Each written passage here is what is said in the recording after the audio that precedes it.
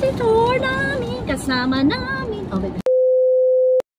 Hello everyone. This is Nunalot. It's another day. It's another mini vlog. Ganda ng puno, no? Kaya ba gumawa nito? Hindi. Doon lang sa Pampanga. Ayun, kasama. Kasama to nung ginawa nyo, Dad? Talaga? What? Kaya nagtanim nito?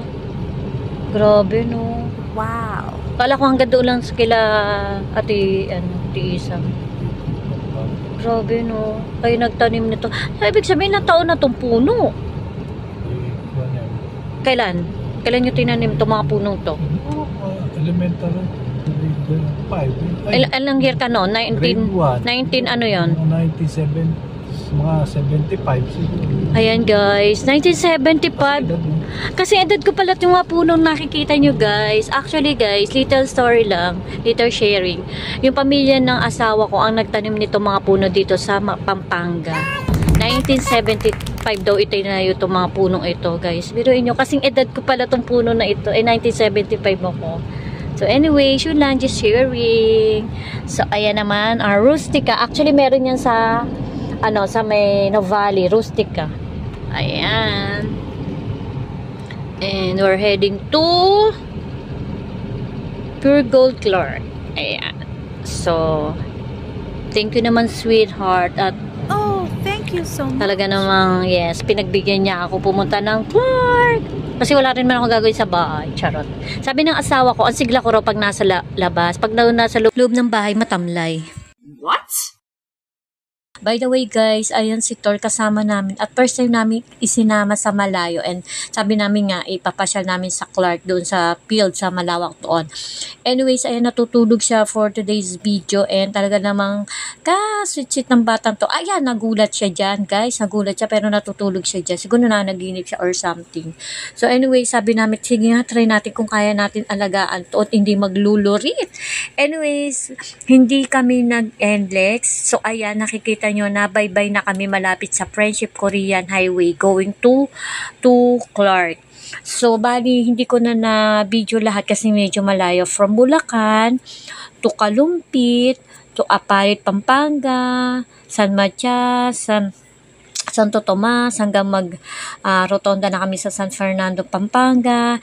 And then, pumasok kami sa loob ng San Fernando, Pampanga sa may SM Telebastagan. And then, from SM Telebastagan, kumaliwa kami doon. Nag-shortcut kami para papunta ng Clark. So, yun ang aming dinaanan. So, ayan, eto yon. So, medyo may light traffic yan kasi ginagawa yung overpass na yon. So, anyway, so ayan, at tayo babaybay na. Papunta na ng Clark. See you in a bit!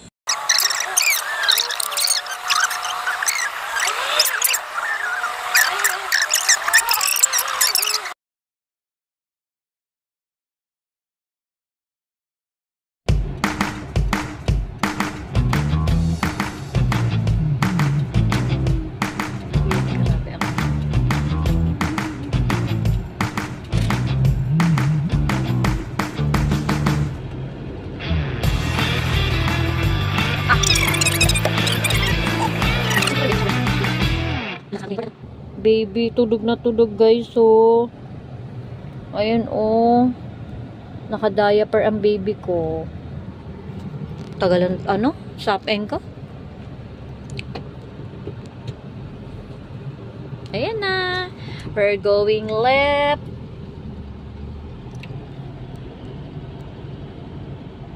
Ay. Ba't nahuli siya? Bakit? Nahuli? Ayun na. Nahuling kotse, bakit? Galing dito. Sabi ni Mr., huwag ka na makimarites, hindi naman natin alam kung ano nangyari. Pero hindi, parang feeling ko nag-signal siya, tapos biglang dediretso. Alam niyo yun. Anyways, so ayan, nagmamagaling si Nunalot. Sorry! Erwin.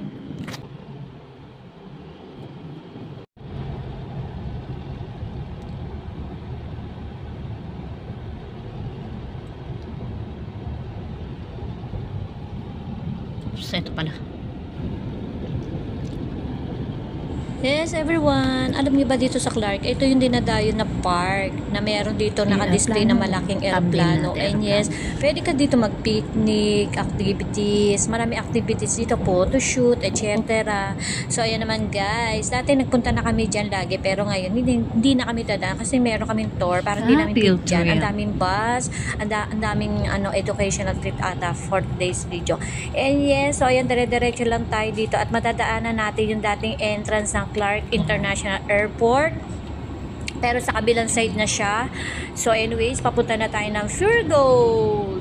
So ayan naman. So palatandaan namin dito papuntang Pure Gold. Ayun nga dun sa Clark International Airport na dating pinasukan namin nung pumunta kami ng Palawan at Bohol. Yeah, dito. Nung time na yon. And then noong nag-Singapore kami, doon na sa bagong entry. So ayan, yun yung International Airport, banda doon, nakalampas na ata.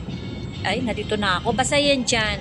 So anyway, so ayan naman na tayo papunta na ng Pure Gold. Actually dati, ang dami pa ditong open na mga groceries, na mga goods. Pero iba na rin ang natira, kundi iisa na lang itong Pure Gold. Kaya naman napakadaming tao at napakarami sasakyan. Sabi ko, oh my God, sabi ko mahirap. Sana pagdating natin may mapaparkan tayo. Anyways, excited na excited kami doon kasi nga mag-grocery lang naman kami ng konti lang kung may mabibili at syempre baka may buy one take one, ganun. And then suddenly, naku, nung nakaayos na si Tor, nakalagay na sa bag ni Daddy.